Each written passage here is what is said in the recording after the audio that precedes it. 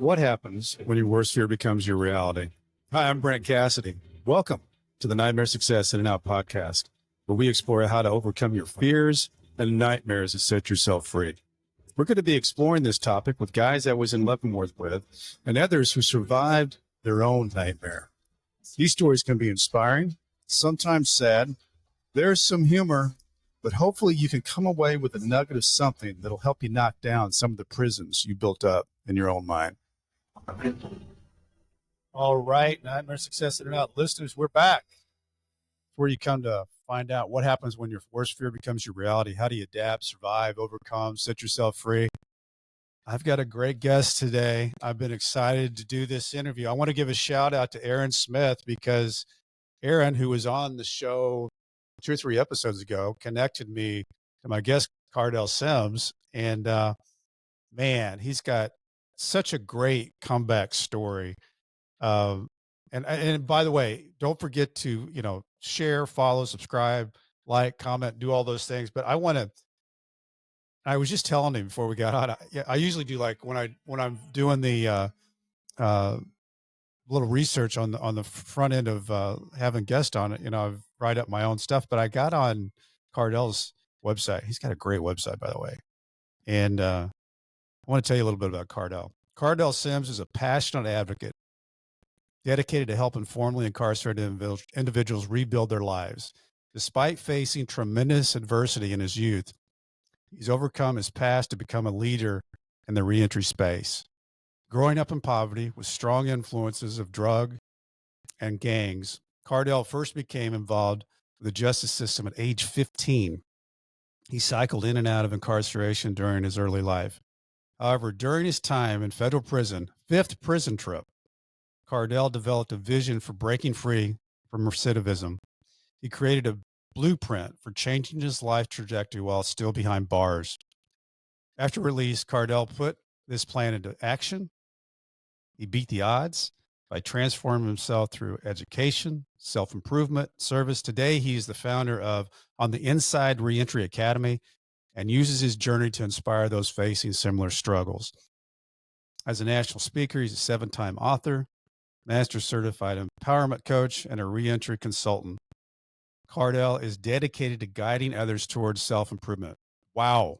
I can't wait to jump into all this. Before we do, I just want to recognize our show sponsor, Auto Plaza Direct. Who likes spending a couple of weekends walking the car lots, looking for a car. Then you spend like 4 or 5 hours in the dealership to buy a car. Well, it's kind of like a trip to the dentist. Well, there's a better way. Take away all that pain and hassle getting a car. It's called Auto Plaza Direct. They're your personal car concierge. Just tell them the car you want, what you can pay. They'll go find that car for you. They'll negotiate your best price. They also offer you warranties and financing. It's all full service. Go to autoplazadirect.com to get started with your personal car concierge. The new hassle-free way, the car buying experience you deserve. Auto Plaza Direct. Tell them Brent from Nightmare Success sent you. Kardell Sims. What's going on, man? How you doing? Appreciate you having me on. I have been excited to interview you ever since we got on the phone and we're talking about all the stuff that you've been doing. I mean, really good stuff. A lot of people talk, and say, yeah, this needs to be done or that needs to be done. Man, you have gone in and taken action and gone deep in the throat of the prison and given these guys in the prison things they need to get out of prison so that they can hit the ground in a much better way than what tools they have otherwise. And I think it's guys like you that actually make the impact, make the change, because you've walked the walk, you've talked the talk. And when you go in and you talk about your story and what you've done, it all becomes real to them. And it's hope. The idea of hope is such a big deal. But Kardell, tell me back, because when we were talking about your story, I mean, you had a tough childhood. I mean, you came from, bring me back into the little Kardell's world growing up as a kid. I grew up, my mother was 16 years old when she had me. I have an older sister that she had 2 weeks before her 14th birthday. So the reality of me growing up was you had a child raising 2 children. Raising a child, yeah. And we stayed with my grandmother in the projects. It was my mother's family, a couple of her sisters and their family. So it was a lot of us in this project apartment. And the court that I grew up in was called, the nickname of it was called Killer Court. So that kind of Wow. tells you, That tells you where you went outside to play. yeah. So yeah, so that was, I mean, but to me, that was, I guess as a little kid, it was just part of life. As I started getting off into the teenage years, I started branching off and getting involved in gangs. So by the time I was 15, I was full fledged in the streets. Before I even get to the 15, I'd say probably about 11 to 12. Yeah. Started using drugs, smoking marijuana, drinking 40 ounces. That's what it was back then. So that's when I really started engaging in there. So by the time I was 15, I caught my first case. It was attempted murder, first degree assault. The guy was 4 or 5 years older than me, Yeah. but me and my friend, we really chased him down and beat him with a 2x4 and a crowbar. So this was my introduction into the justice system. 15 years old, attempted murder. And man, What do they do with a 15-year-old with attempted murder at that so age? we were sitting in, they was debating on whether or not, because this is when being charged as an adult it really first started coming in. So that was a debate whether or not to be charged as an adult, as I said, in juvenile detention center, and fighting the case. But what happened was, because I could play basketball pretty good, I had coaches coming to the court proceedings, talking to the prosecutor, the judge, sharing, the dynamics of my family, the household, things of that nature. My father wasn't nowhere in the picture.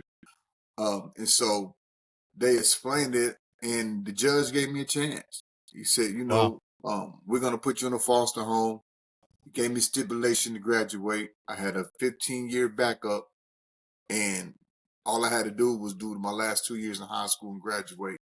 I was going into this is right before my junior year. Okay. Prior to that, I was close. I was on the verge of dropping out. Basketball was what really kept me in school. All my friends, they had already dropped out, was in the game, full-fledged selling crack. And I was on that path, but I loved to play basketball, and that kept me in school. That I guess the only reason why I really went to school. And so I got sent to one foster home. It just didn't work because the foster home was in the neighborhood that they trying to pull me out of. Literally 2 houses from where we stayed. There's so many guys, Kardell, that are from foster care that are in the prison system. Yeah. And so, so this is kind of like the gateway. And I had this mindset during all this time. I had this mindset that I was a product of my environment, that I belonged in the environment that they was trying to pull me out of. And so what was going on is that foster home didn't work. They took me out of there. Coach recognized it. My family tried to go down there and fight the foster parents. It was crazy. My friends was coming sneaking me out, and coach, he was like, "No, this ain't gonna work." So he put me in another foster home across town, way across town, and it was once a month I can go visit my mom. That was really it of me going back to that side of the town. But at the same time, like I said, I had this mentality that I belonged in that environment. So I ended up graduating high school, and what did I do? So as soon as I graduated, the very next day, I packed my stuff up and went right to go stay with my mom in the environment. And during this Did you time, have any opportunities, Kardell, with your basketball at that time to play? So during this time, when I went back home, I had a basketball scholarship. So I had a junior college basketball scholarship right there at home. So I stayed at home. Probably which when I look back, I should have never did, but I ended up staying at home to play basketball. So I'm living a double life. So Sure. going to class, doing the basketball workouts. After all that's over with, I'm in the streets, gang banging, hanging out, selling drugs. Selling drugs is how I took care of myself in college. And so in between my freshman and sophomore year, I was getting heavily recruited, and I ended up signing a letter of intent to play with UNLV. Wow. Running Rebels. Running Rebels. And so, but that summer I caught an assault case. So I go to the county jail for like a month, fighting this assault case. The charges end up getting dropped, but so did my scholarship to UNLV. Mm. So during my sophomore year, my junior college coach was like, we got to get you away from home as far as possible. Mhm. And so I end up going down to Georgia to play basketball, University of West Georgia, on the scholarship as well. But when I got down there, I took the same mentality and the same mindset with me. So it was just a nick of time that I was going to go into the hoods of Atlanta and in the other areas of Georgia and just start hanging out. And so I was living a double life there, to the point where some of the people I would sell drugs to, I would be like, man, come, here goes some tickets to the game. Come out and watch me play at the college. And they be like, man, there's no way you're playing college basketball. All this stuff you're doing. And they're like, there's no way. And I'm like, for real, I go to the college, come. And they come watch me play, and I scored 20, 25 points, 10 rebounds. They be like, oh, man, you can really play basketball. So they look at me. Was it weird for you, Kardell, in that world that you were living? Because you're living two lives. You know, because there's a lot of dedication that goes into playing. I wasn't good enough to play in college, but I played a lot of basketball growing up. And, there's the team, there's the effort, the dedication. You just work and work and work and put in all that time. Did it feel like that you were pulled in one direction stronger than the other? Because I'm sure you had good friends that were on the team that I weren't had good involved in friends the on stuff the that you team, were. and they loved me, but they wasn't. I was just pulled in that direction. Like, prime example, like everybody on the team or so, some people had necklaces and might be like basketball chains or a Nike sign. The necklace I had said Thug Life. Yeah. Okay. You know what I'm saying? So but that was my mentality. So, Right. and so I won't say wasn't nothing pulling me that way. I was literally pushing myself Yeah. in that direction. And so after my first year in Georgia, I catch a weed case. I go in the county jail down there. Didn't get dropped off the team. Coaches called me in the office, gave me a 2-week notice. We're gonna drop on you in 2 weeks, basically giving me time to clear my system out and stuff like that. So I cleaned my system out, and I end up getting back on the team. I never really was kicked off. I was just suspended. And we got to my senior year. I'm doing the same thing.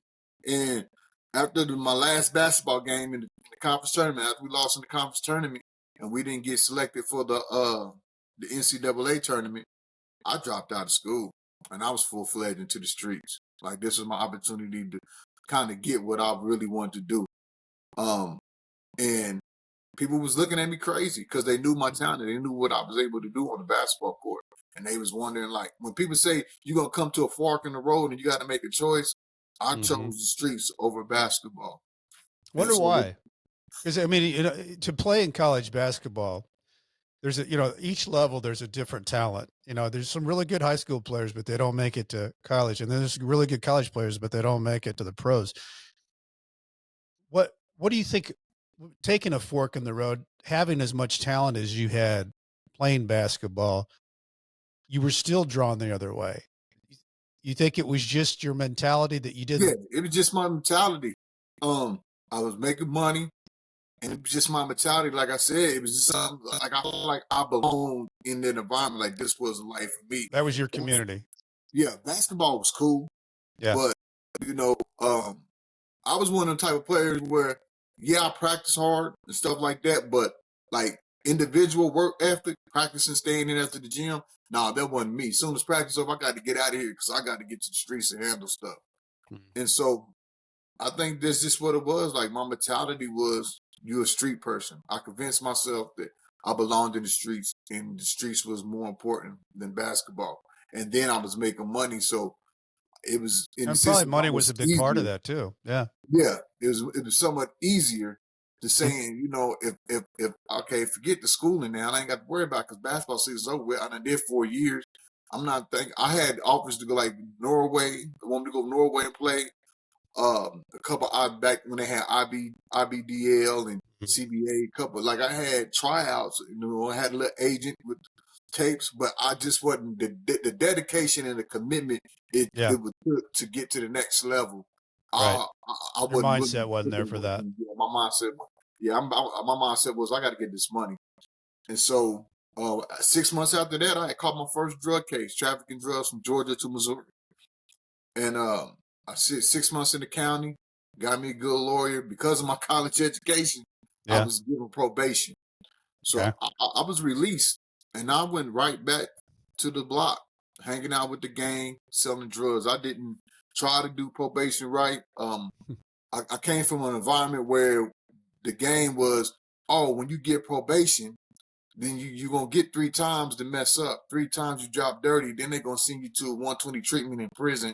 Then you're going to get out and get put on probation again. Like, that was mentality because I seen others before me do it when I was in the street. So I already Right. had that mindset. Oh, I'm going to drop dirty. I'm going to end up doing the 120. And so I dropped dirty once. They sent me to a outpatient. I dropped dirty again. I had to go do a 30-day inpatient because I dropped dirty at the outpatient. So I had to go do a 30-day inpatient. I went there on September 11th, the day of the Twin Towers attack, was the day I was going into a 30-day inpatient treatment. Did that 30 days, got out, was same neighborhood, same block, dropped another dirty. I got sent to prison to do a 120 callback is what they called it. So you go do a 120 days in the treatment, and if your report is good, the judge call you back and says you get the probation, start over, and we'll try it again. If you don't call you back, you go do your time. My probation back was 7 years. But what happened was I was catching so many cases. Some of the cases came back up while I was in the treatment. So they took me from the treatment. To the county jail to fight these new charges and new cases. Were you addicted, Kardell? To the life, most definitely. To the life, not To really the the life. drugs. Yeah, not the drugs, the life. The lifestyle. That's what you were addicted to. Yeah, to me, the drugs was just part of the lifestyle. The weed, the alcohol, the women, money. Yeah. Everything that came with it. And so I would, while I'm in the county fighting this charge, and I end up going to trial. This is how cocky I was. Like, I'm going to trial. I go to trial and I lost, and they give me an extra 12 years running consecutively with the 7 years that I already had on probation. So I got a total of 19 years. And the first prison I go to that wasn't a treatment was Missouri State Penitentiary, the Walls.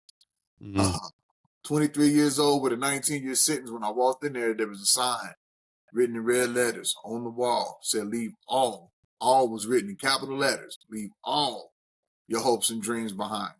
This is the first time I'm walking into a maximum security prison. This is the first thing that you see. And that's what I did. I just jailed. I left all hopes and dreams. Forget the basketball. Forget trying to be a rapper. All of that. Your mission my mission was to survive. That was my mentality. Your mission is to make it out of here alive. You're one of the worst prisons in the country. They known for stabbings. The nickname is the bloodiest 48 acres. Yeah. The Walls. And so it's like, oh. Luckily, I was only there for about a year because they was in the process of closing down. So they switched me over. So they sent Talk about making a museum now. Yeah, it's a museum now. You can go in there and see it and everything. So they send us to a new prison down in Licking, South Central Correctional Center. Just opened up. This was when Missouri went on the spree of building the new prisons. And the mistake was they was training the guards, the newer guards for the prison. They was training them with lower level offenders. And they didn't understand that there was a difference between how lower level offenders act and how maximum security offenders act. There's a difference between somebody who got 2 years and somebody who got 5 lives. Right. And so once they got the employees, the COs trained, they took all the lower level offenders out, transferred them, and then brought all the max. But to fill it up, they started letting people out the hole in many different maximum securities around Missouri and putting them on the yard.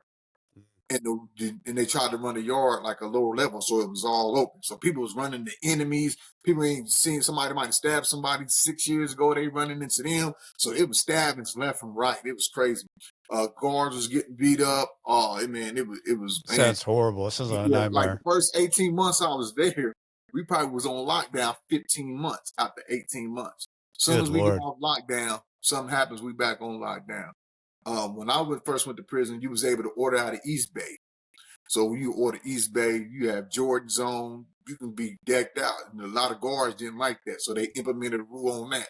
So as soon as we got off lockdown and they told us that rule, it was a big old riot. Now we on lockdown again. So like I said, like the first first year and a half, we was probably locked down 15 months. Wow. And I'm not doing nothing with my time. I'm really gelling. Like I'm fighting, I got stabbed.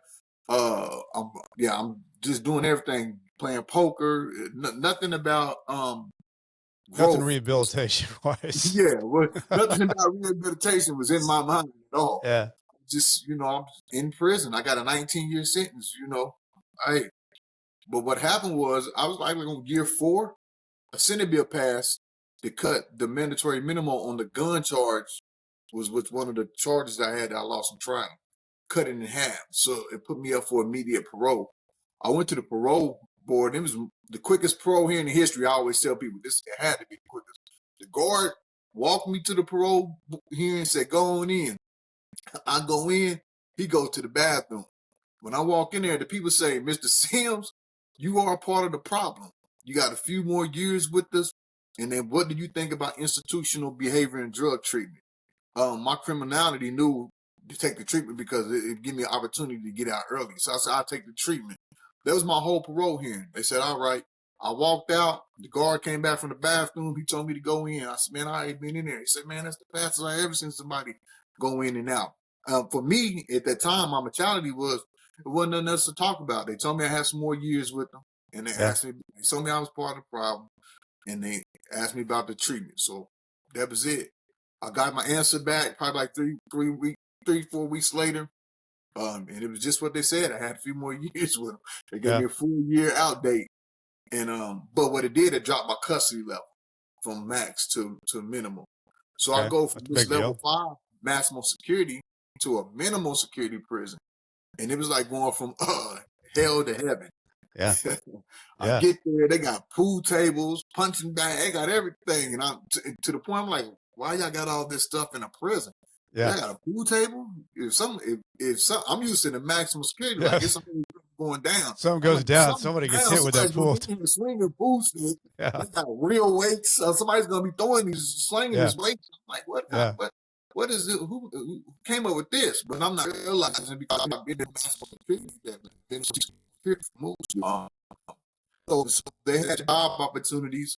Because I didn't have nobody sending me no money or anything like that. My mother, she had just started her recovery phase. So during this time, she's probably in her 6th or 7th year of recovery. And, just because you're recovering in your addiction, that don't mean you're going to have any money. That don't automatically mean you're going to have some money. Right. And so I got a job on work release working for the governor's mansion.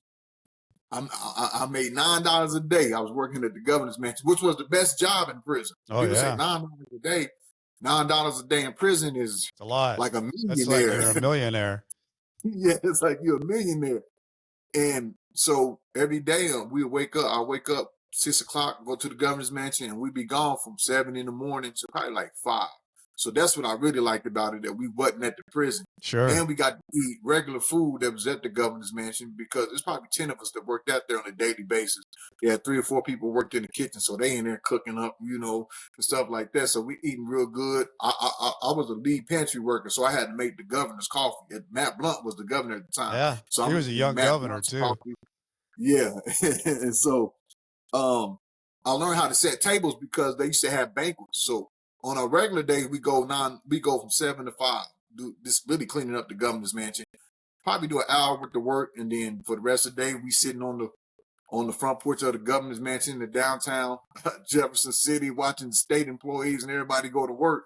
But in prison, that's like the best thing to have. Sure. And so I was there, and I was the lead pantry worker, and so they used to host banquets. So I used to have to set the table. This is how I learned how to set tables for dinners and stuff like that. I was there. I had that job for about 6 months, and they came and got me for treatment. I was mad because I really I could have did that job. You like the job. I didn't even have to go to treatment. I could do that job all the way until I got out. For the next 3 or 4 years, I could have did that job. And so I went to treatment, and when I got the treatment, I was running into people that I was locked up with in the maximum security. They put me in the parole stipulated treatment, and it was like everybody who has did a lot of time was on their way home, and we ran back into each other in this treatment. And so the treatment was getting ran like a level 5 prison. Mm. It wasn't no therapeutic community at all. Mm-hmm. And the caseworkers and counselors and them knew that.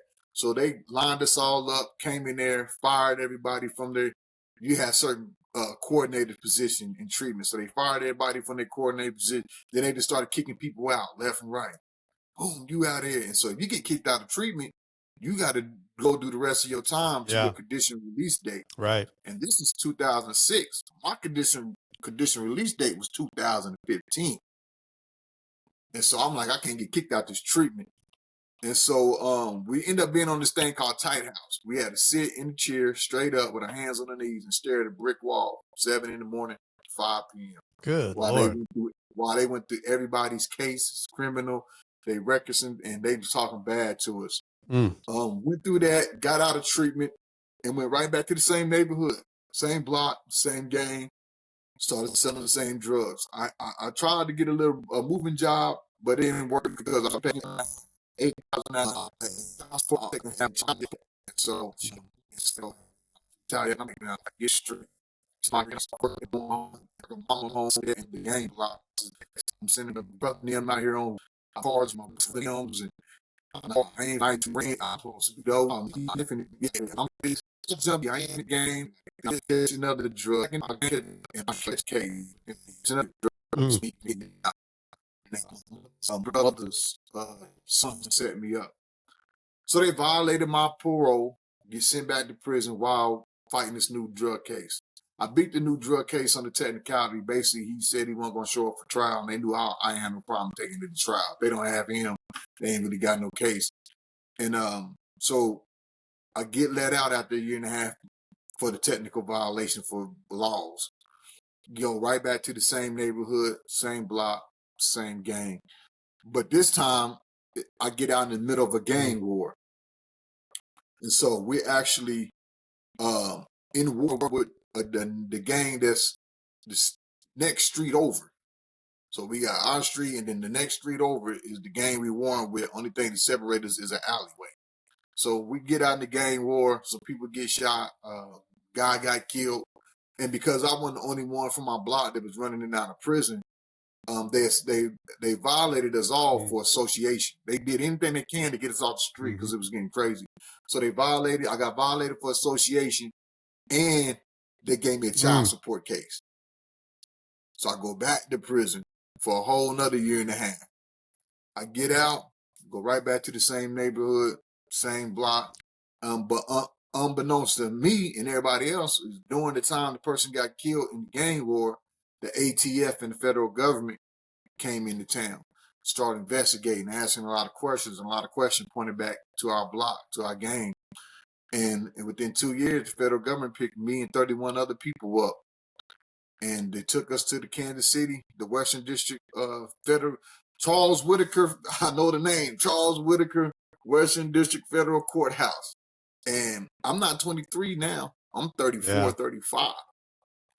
And this is the first time you dealt with the federal system. First time I dealt with the federal system. So I'm thinking to myself, like, oh, they just picked me up. But when they opened up that federal holdover cell, I walked in there, I seen everybody that was on my block, family, cousins, uncles, everybody. And then they took us all into the courtroom and handed us a indictment paper. And they had the charges on there. It was like six indictments, but we was all tied with each other. There's people in there I didn't know that was on the indictment and things like that. And so I'm walking in there, and I'm not really tripping off the charges and the time, because I faced these 10, 30 to life. That was my normal thing every time I went to court. That's what they started out with. But I don't know how the Fed system goes. I know how the state system goes. I don't know how the Fed system goes. But what caught my attention was at the top of the paper was that the United States of America versus Kardell. That's the most intimidating thing you'll ever see. Man, say what, man? What? I seen that, and it kind of like froze me in all thought process. As soon as I seen it, everything about me just froze, and I couldn't keep my eyes off that. And while I'm looking at it, only thing that came to my mind was I had to ask myself, like, why do you keep finding yourself in these situations? Looking around the courtroom, it's a new judge, new prosecutor, a federal courtroom. I'm looking at people that's on the case with me. I done caught cases with these people. We done beat cases before and went to prison and was together, you know. And I just told myself, I'm the reason why I keep finding myself in these situations. And so from that point on, right then and there, I made a That sign of was your oath to moment. myself. I didn't know how. Yeah, that was my moment. People say, "What was your moment?" The United States of America versus Kardell. That was actually seeing it and realizing, like, oh no, this is for real. This is the feds. Like you always hear the rappers and all they talking about the feds, like you really in the federal system. And so I was just like, whenever I get released, you know, this was just the indictment. People don't know how the feds work. Like you get the indictment hearing where you go in there, they hand you the paper. A couple of days you would get the bond hearing. So this is just the indictment. So I don't know what I'm really facing, how much time I'm gonna get. All I knew was I told myself is I'm going to be better. This is the oath I made myself. I'm going to be better when I get out of prison, whenever that will be, than I am standing there today. So only thing I had while I was in the federal holdover down in Bates County was books. You couldn't get nothing else but books. So I quit reading the urban novels because I was used to reading the urban novels and stuff. I quit reading. I put them down. I started reading any and everything about knowledge of self, science of self. One of the first books I read was Smart Goals by Brian Tracy. Then I read another book, Conscious, Subconscious, Superconscious. I read The Seat of the Soul.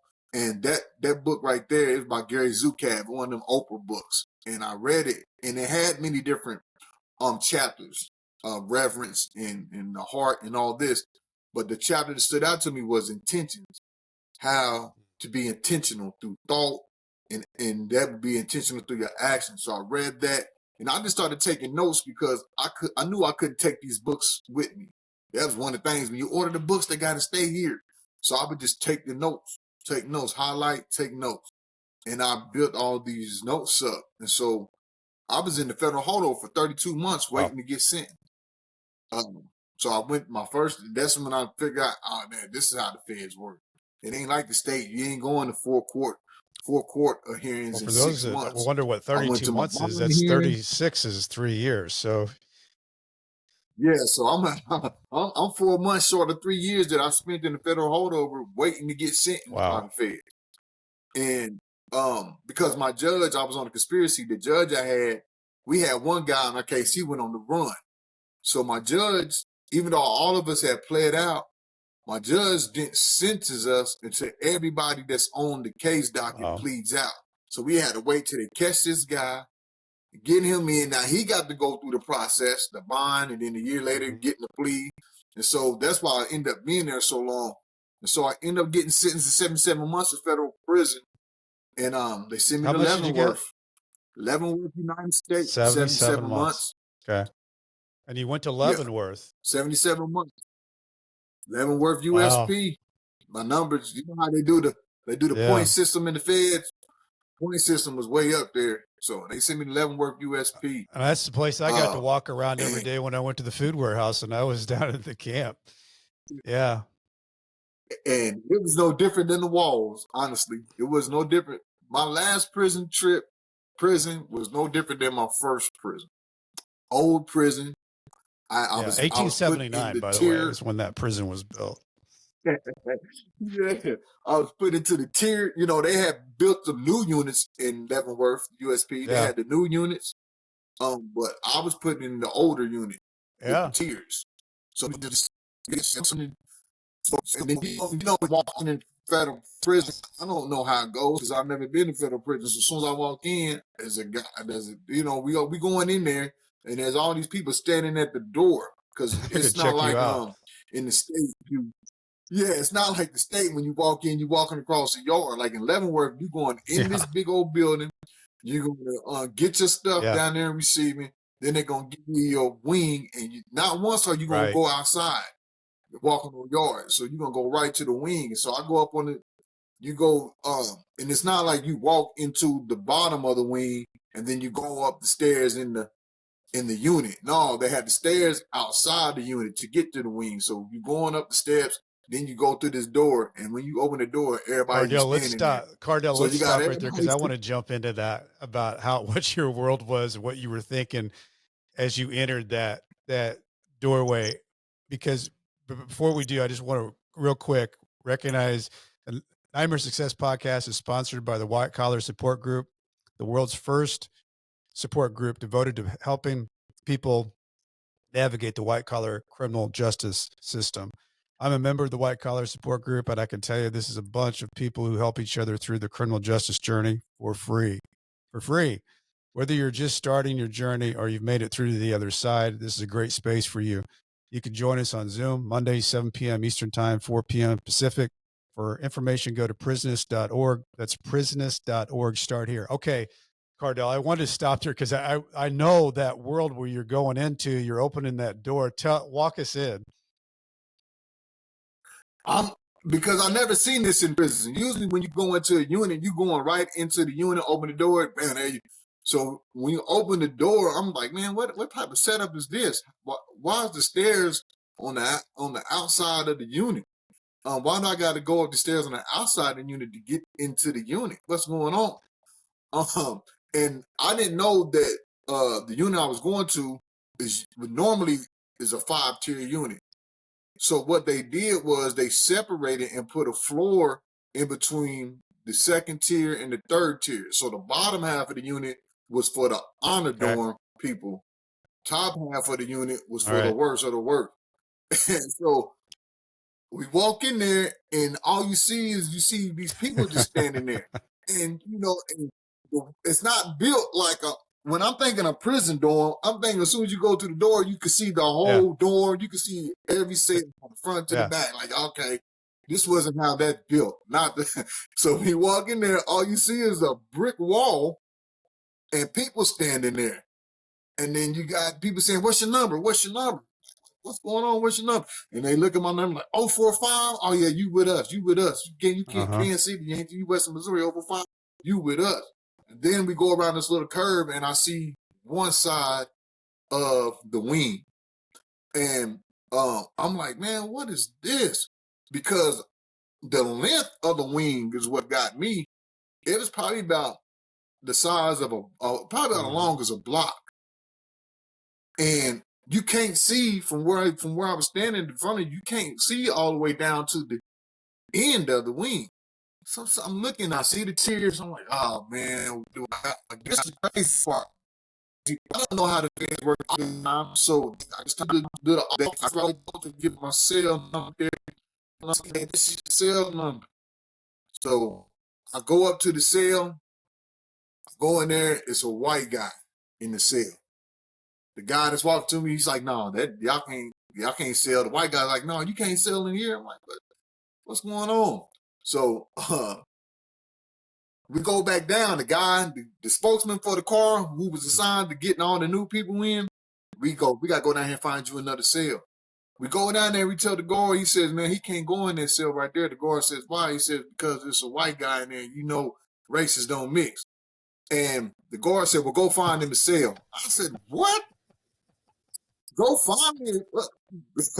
So then I'm like, oh, go find me a cell. Like, you're not gonna find a cell. Like, so we walk around and we going, and now he's explaining the rules to me as we walking around trying to find a cell. Like, man, we got to go get with the shot caller so we can figure out what cells that we got open. And so as we walking by, we're seeing people from 045 numbers. Oh man, where you from? And stuff like that. And they be like, you got any cells? We got any cell open? And it's like, oh, we ain't got no cells open. So they like, we got to find him a cell. So I'm like, man, what is going on in here? And so he's breaking the rules down to me, though, as we going through. And so as we walking, I'm starting to see how this unit is built. And it's built in it's kind of built like in a rectangle. And you on one side, you can't see the other side. So you just walking around. And so you say, okay, this is our place where we sit and watch TV, where we hang out there, play cards. This is us. That's the Mexicans right here. Don't step on their floor. Don't touch. Don't even. If you can stay away from here, don't even do it. This is the Christian area. This is the Aryan brothers. And we did that every section. This is the gang card. It's the Crips and Bloods area. This is the folks, the GDs. This is the Muslim area. And I'm like, what is everybody's in here separating now? I'm like, what is going on? We all locked up. Why are we separated like that? And he was like, no, this is serious. He's like, man, this is serious. So I'm like, oh man, what I got myself in? Then he's like, you're gonna need your paperwork. I'm like, huh? Like, yeah, you need to get your PSI, your transcripts and all that in. You're going to need that in. That's going to be your driver license. That's how you're going to move around the prison. Until you get that, you got to stay in this wing. You can't really go out and do nothing like that. You can't hang out. Ain't nobody going to hang out with you because they don't know if you told on somebody, if you're a sex offender or what. I'm sitting there like, oh, man. So I get on the phone. I call my people. I tell them to send the paperwork in. At the same time, I'm telling them to send them notes, all them notes and stuff that I took. I tell them to send that in with it. And so once that come in, I get my paperwork in. It was official, so I was able to move around the prison. So I just got back to the normal routine that I was doing when I was in the federal holdover at Bates County. The reading, going to the library, and I'm asking people in the car what type of books they had, what type of business knowledge books they had. And so that was my daily regimen. I looked at what type of programs was offered, and they had a janitorial program. So I took that because I was thinking to myself, like, I got to get some type of skills. I got to pick up some type of skills, some type of trade. So I took that. I wanted to come out with as many certificates that I could. So I took the janitorial. As soon as I got done with that, I took this class called Hotel Hospitality and Lounging and Lodging. And it was by the American Hotel and Lodging Institute down in Florida. It was a real, I didn't really know the impact and the importance of the class until once I graduated. I got a P to be a certain. I was legit, like, legit. Like, I can use it wherever I want to get. Sure. And after that, I became a tutor. Then they offered a service, and I was like, I'll take that class. So that class, food tech, I got certified for that. And then it's crazy because the past one came to me. Y'all always see a lot of hey, this is because this white guy constantly says, I think you be able to, I think you said once I get out and be able to, the stuff I've seen, stuff like that. And see me read while I'm watching the DVDs in the library, or they got TV go with the DVDs and sticking you to watch the DVDs. And he was like, there's this class called Constant Success, man. You should come and join it. And I went down there, and in this class, they taught me about affirmation vision and vision board. So I put that into the regimen that I already had, and it just took off. And so I started off with the affirmation. I said this one affirmation, I am greater than the situation that I'm in. I said that for like 6 months before I had faith in that. And what I mean by that is before I knew for a fact that I was greater than the situation that I was in. Up to that, I thought I was, but I just didn't. You don't have no skills or nothing like that. That's just a thought. But once I started preparing myself, like I realized I am greater. What's funny about that, Kardell, is that like that. Then all these different books that you read, your mind actually does believe what you tell it. It's that crazy thing that, like that old Henry Ford quote, whether you think you can or whether you think you can't, you're right. But you telling yourself that over 6 months, your mind, regardless, started believing that had to be true because you kept telling your mind that. Yeah. And then I started carrying myself differently, even though I already was. But it's like I got more stricter. I got more discipline in my regimen of what I was doing. So I took all my pictures off the wall. That's what made me take all the pictures that I had with the rapping pictures I had doing shows with these stars, the cars. That's what made me take it like, oh, this stuff don't mean nothing. Wow. I need you to put a vision of what your life's going to be like once you get out. And I just built the vision board on my picture board. I knew I wanted to be CEO. I wanted to be a speaker. I knew I wanted to be an author because somebody was telling me about the Amazon process. I was like, you mean to tell me I can write a book in here, get out and design the cover and upload it to Amazon? That's innate inspiration, by the way, what Kardell says. It's like, yeah. And so I'm like, what? So I started setting a lot of time throughout the day for certain things. I would work in the morning. By the time the afternoon came, I would spend time in the library studying on things that was on my vision board. Like I didn't know how to start no business. I didn't know about filling out no business paperwork, no business structure. So I would study. Then I would have people send me in the actual paperwork to That start an is so LLC. cool. And I would practice on So filling it cool. out every day until I got it down to a T. And then so once I got out, it become automatic. And I did that with everything, studying speakers, how much speakers made, how to do this and do that. Like that's what I did. I just studied everything on my vision board to where I knew it to a T I love this once I was story, Kardell, released. because it is And kind of so like once a I was Rocky released, thing where you're watching him get on and he's starting to run the streets and he's starting to, and everything that you did with that vision board, you started to conquer. I mean, it became part of you, and that had to have been so much of an escape for you, for your mind doing time in prison. oh yeah, it was like I was in a whole. It was like I was in a whole nother world Yeah. because I wasn't caught up in what was going on. Only time they like at the car, like they really weren't too concerned with me. Long as I made it to the meetings, in the federal, man, you got a meeting. I don't know, we got 100 meet. Why we keep having all these meetings for? What's going on? Things like that. But I was aware of what was going on in the prison, but I was more tuned into Well, and for the people what down in the Cayman me Islands, preparing or myself what for the my car release. is, it's not something you ride around in the island with. It's people that you hang with in prison. That's your car.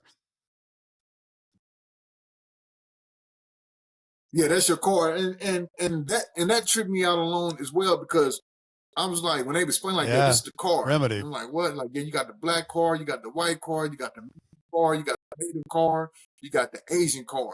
Then within the cars, you got certain cars within the car. So like the black car, I was in Leavenworth. Yeah. So Kansas City See, I was had its own 044, car. so We we was were big enough St. to have Louis. its own car. We were still And so Missouri, though. then you had,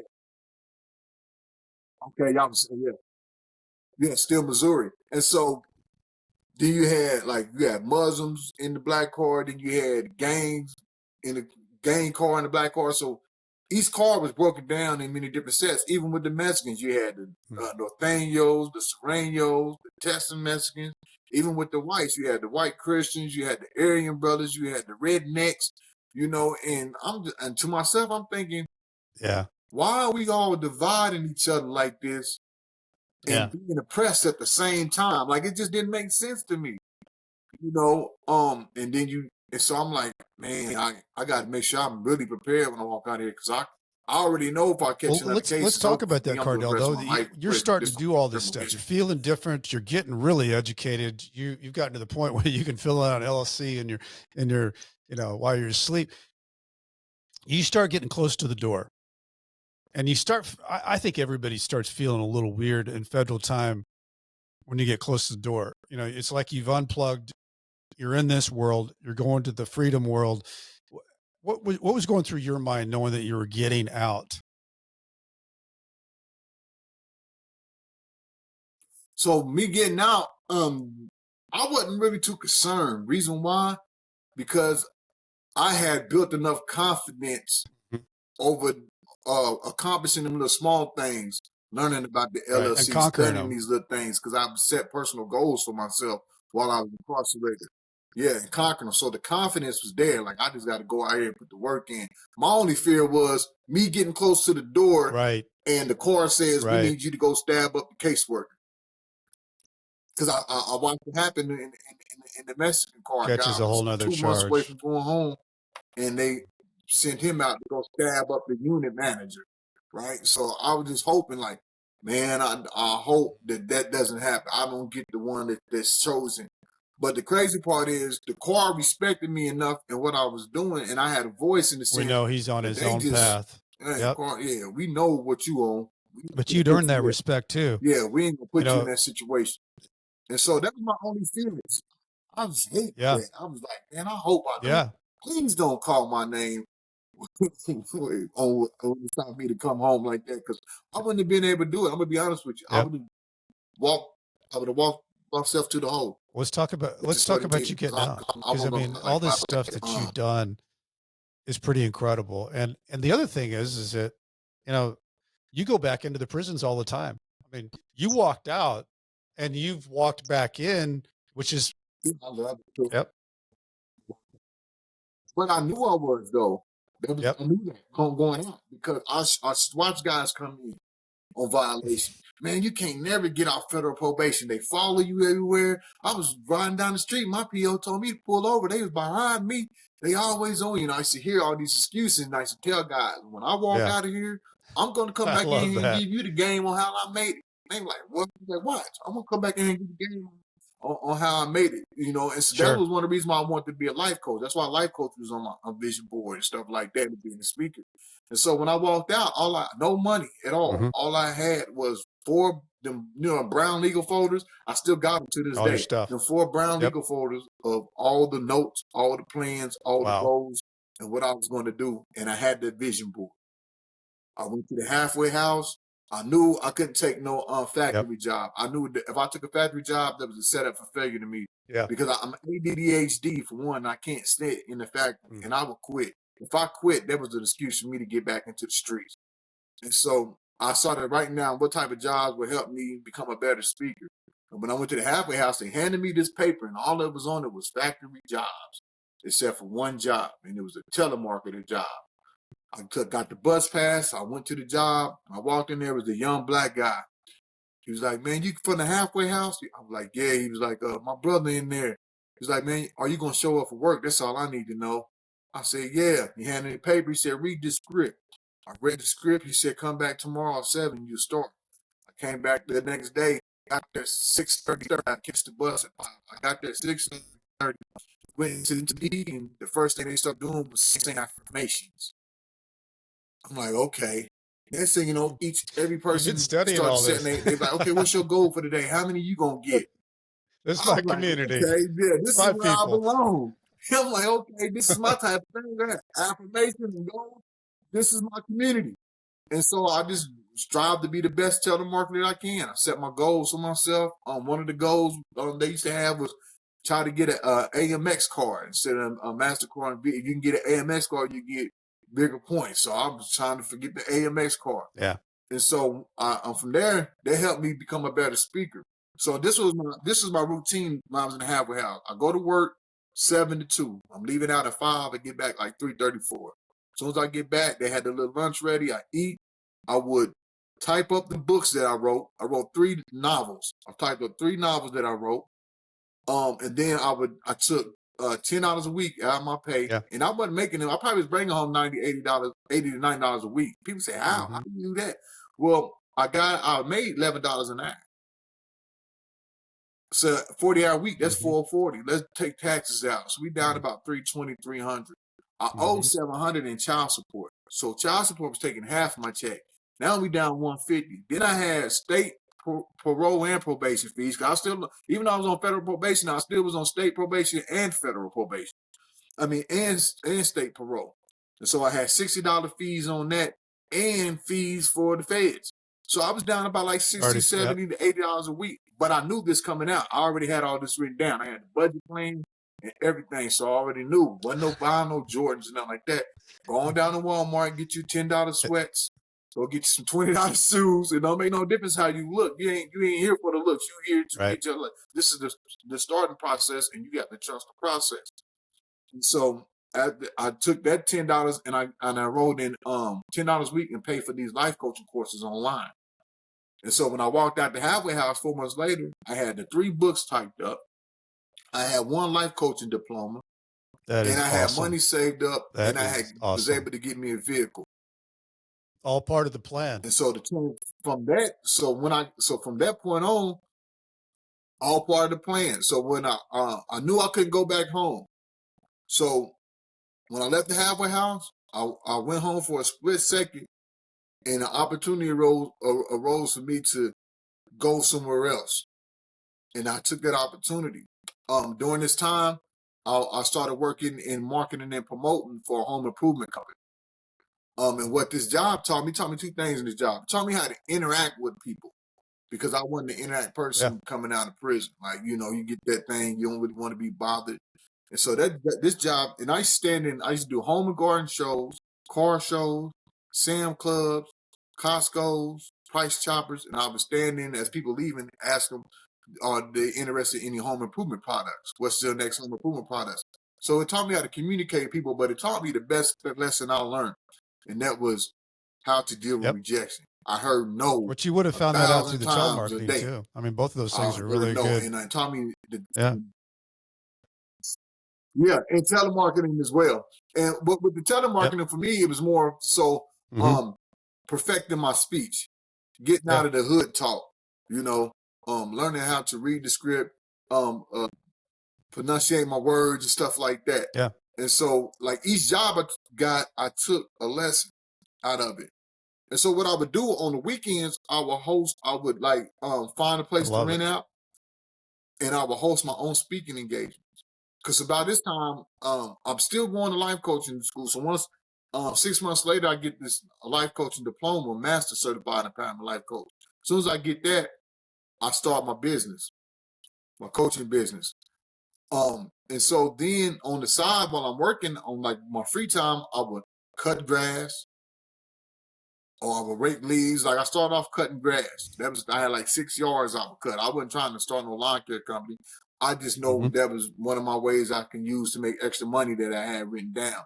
So 6 people every other week at $25, $30 was suffice enough for me. But I will host my own speaking engagements for free, but I would sell my books. Remember, I had 3 books typed up. So I would sell my books. So people would come to the speaking engagement, even though they didn't have to pay nothing, they would buy books and t-shirts. So I was making on the average customer order would probably be like $95. So I might have 10 people come. So I would make good money off the speaking engagement from them buying my book. And so once COVID hit, it took me out of the stores doing the market, because you couldn't do that type of work at the time no more.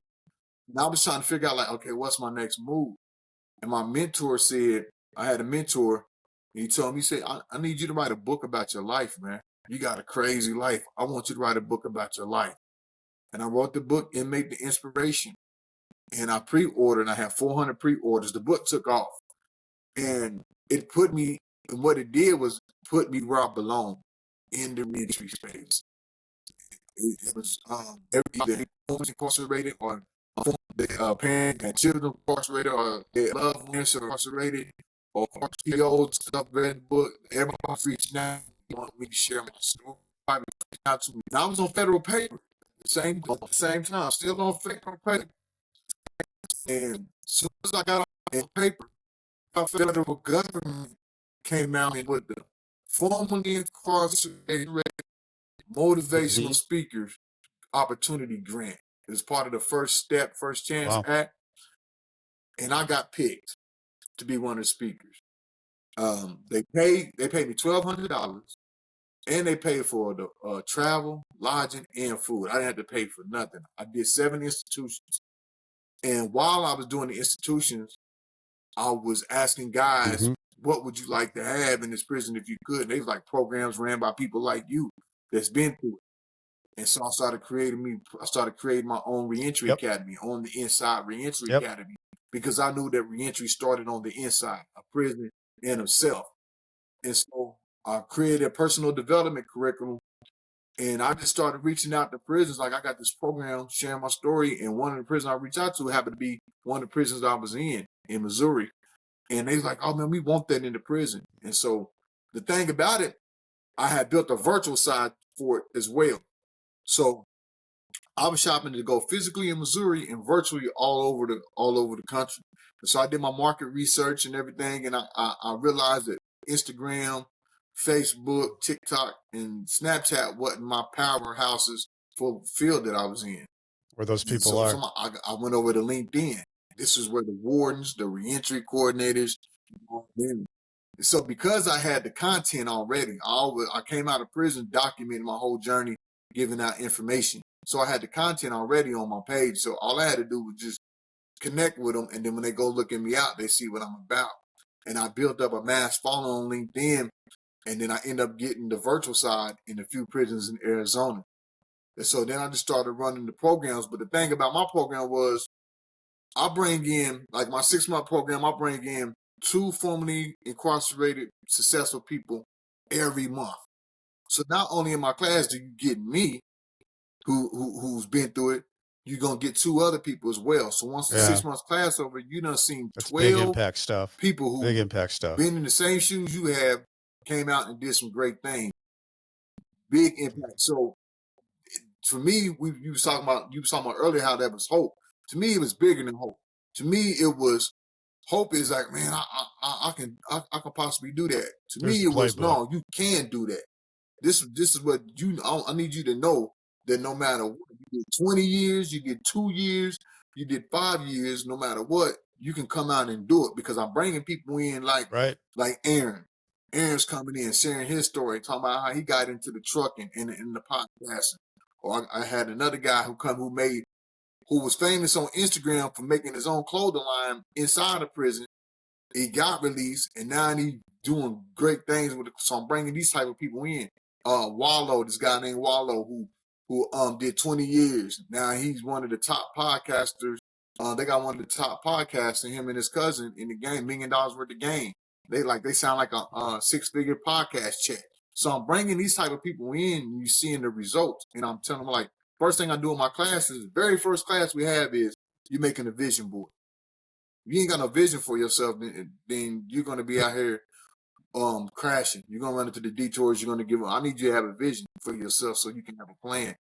And so what I did was I wanted to take that same field my program does, but I wanted to take it across the country in one-day workshops. So in 2023, I just reached out to people and said, look, man, I'm finna go do some work. They're like, what you mean? I said, we ain't getting paid. None of that. We're going to come out of our pocket with it. But this is my vision. My vision is to take 5 or 6 people in as many prisons we can, do 1 full-day workshops. We're not going in there speaking. We're going in there to work. I'm going to do the creative vision side. So when I'm done with my hour on the workshop, they're going to have a vision for 6 areas of their life with 2 goal steps that's going to start them off into working on manifesting that vision using the SMART goal system.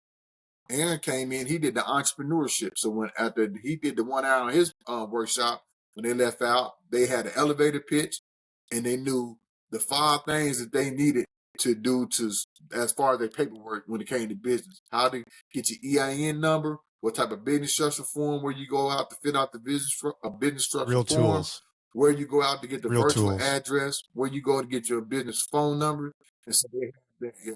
So then we did job readiness, we did parenting, we did mental health and wellness, and then we did reentry resources, where we connected with the reentry resources in that city or in that state and had them come in and get them signed up for the resources that they may need and things like that. So everybody that went with me, we did 8 states, over 20 something plus workshops, grassroots, all on our own, and it was a success. And so by this time I had wrote 2 more books, and I had created 4 workbooks. And so I expanded my programs from just personal development. Now we do entrepreneurship. We do sharing your story through book writing or speaking. We do 4 ways to manifest your vision.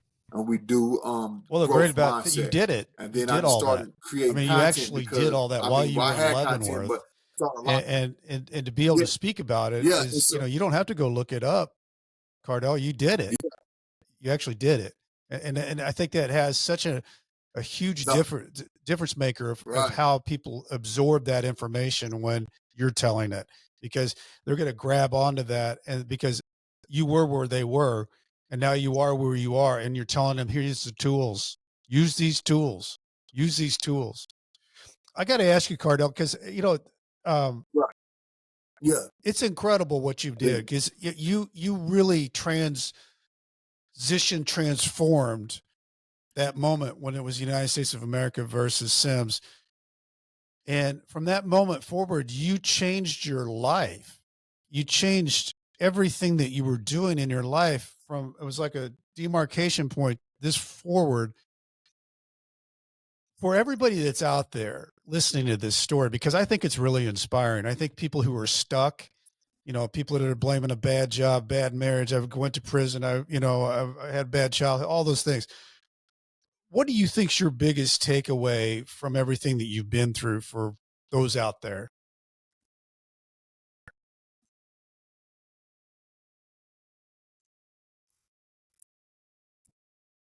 to don't let the limitations of your background reduce the height of your potential.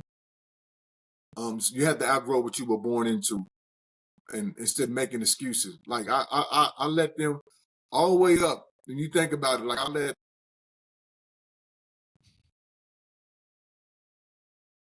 Yeah.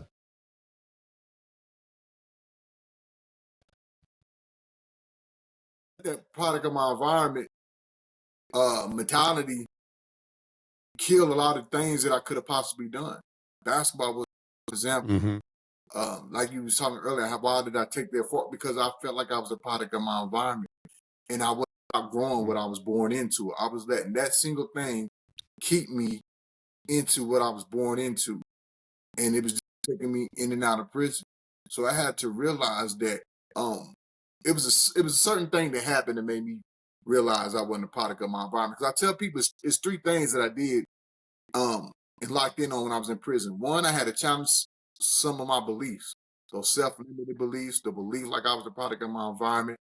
I had to start prioritizing what I valued because I had valued the streets. I put the streets over everything, family, children, my freedom, everything. So I had to realign them. I had to realign that. I had to start prioritizing, putting myself, God, family first above all. And then I just started having expectations for myself because all those other times I got out of prison, I just expected to go back to the block. So once I started having the different expectations for myself, I started carrying myself in a different way. Certain people can't be around me. I didn't be around certain people and things like that. But the product of my environment,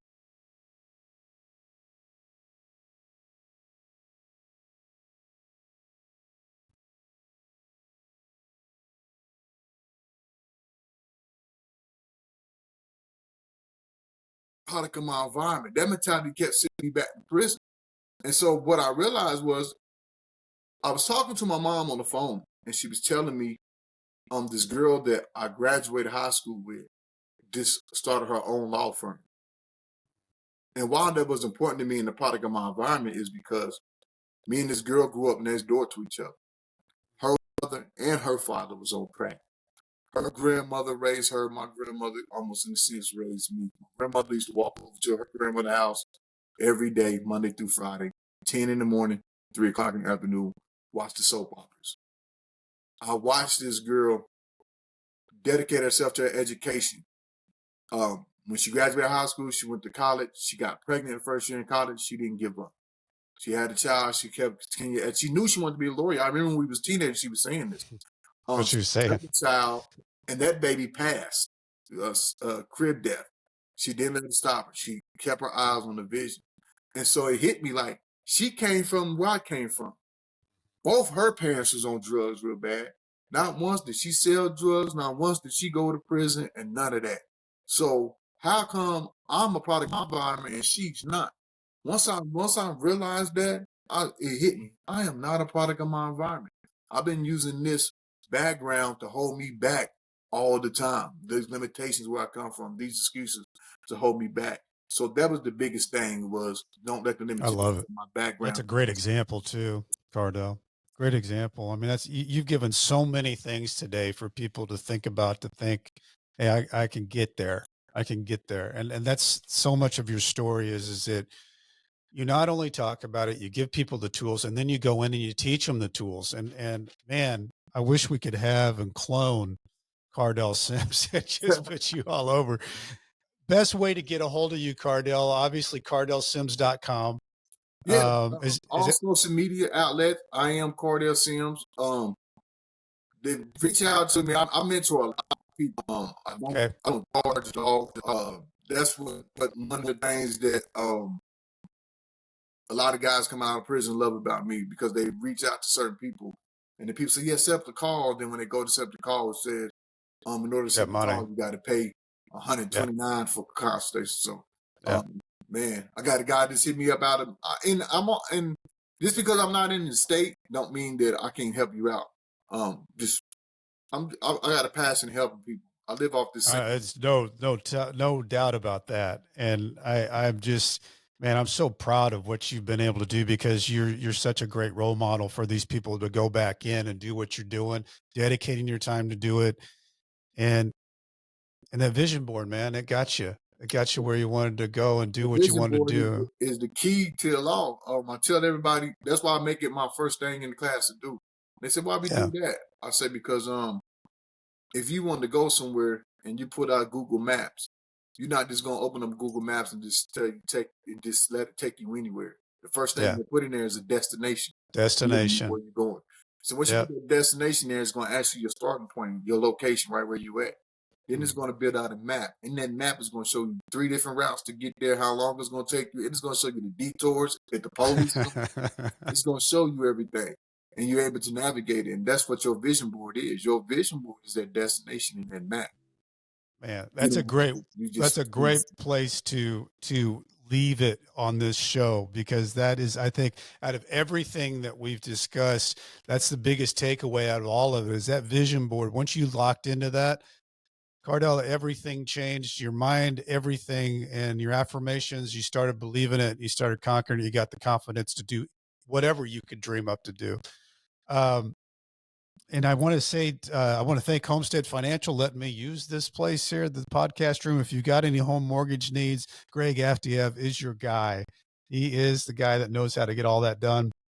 Go get Kardell's book. And he's got multiple books on there. I know he's got Inmate to Inspiration and other ones on there. He's got his workbook.